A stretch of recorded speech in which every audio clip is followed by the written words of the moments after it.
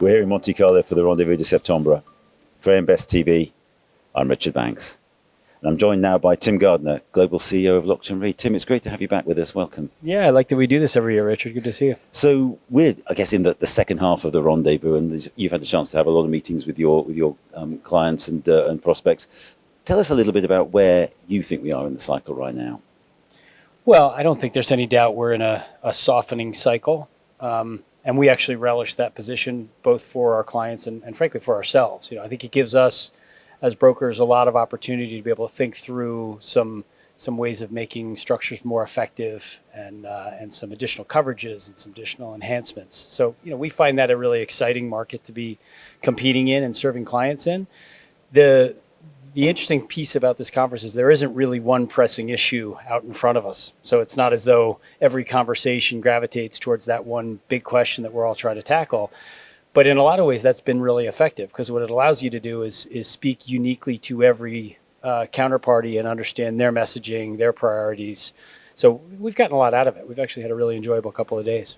Do you get a sense that clients' requests and clients' needs are changing and changing perhaps leading into a softer market? I don't think so, and I think that's actually a really healthy thing. I think we expect portfolios to be pretty similar, so we don't expect clients to do dramatically different things. I think we expect protections to be largely similar, so their needs in terms of what they want to keep and net retentions and risk appetites, I think, are very consistent. And the opportunity is that we absolutely expect to be able to save some money this year with a softening market. What do we do with it? How can we as a community bring more value to clients? And as I said, that can be enhancement in current coverage, that could be additional purchases, but that's going to be a big body of work for the brokers working on behalf of clients to explore this coming year. We get a sense that the risk landscape is changing, and inevitably there are things that people point to. How well is the reinsurance market responding to that changing risk landscape? Yeah, I think we're good at it.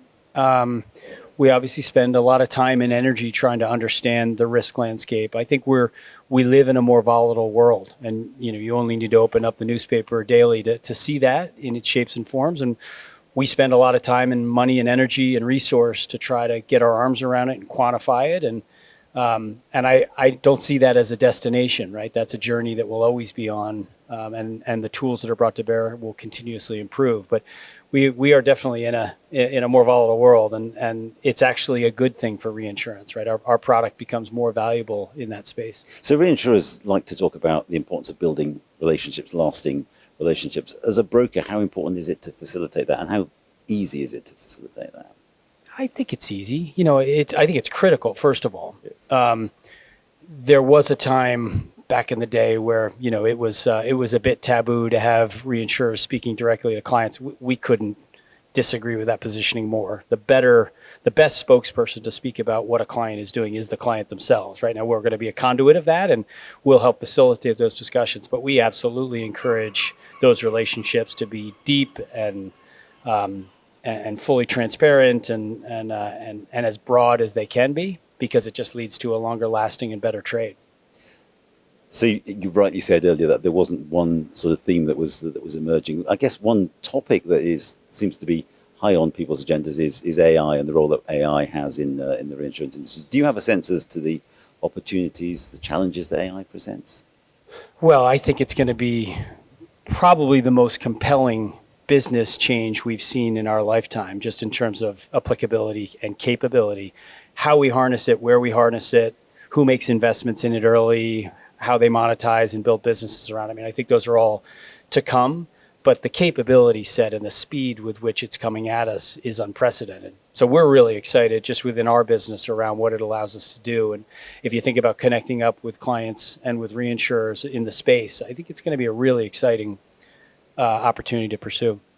Tim, one final question, if I may. Is there one issue that you think is being overlooked today that's going to be really important in the future? I think I'd go back to volatility. I think we see a frequency of severity in the world across multiple lines, and I think all of us as an industry keeping pace with that and doing our utmost to understand it, model it, quantify it, and assess the impacts, I think is something we're pretty good at. But I think it's going to take a lot of investment, and I think we're going to have to focus on it as well.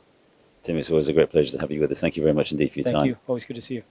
For Invest TV, I'm Richard Banks.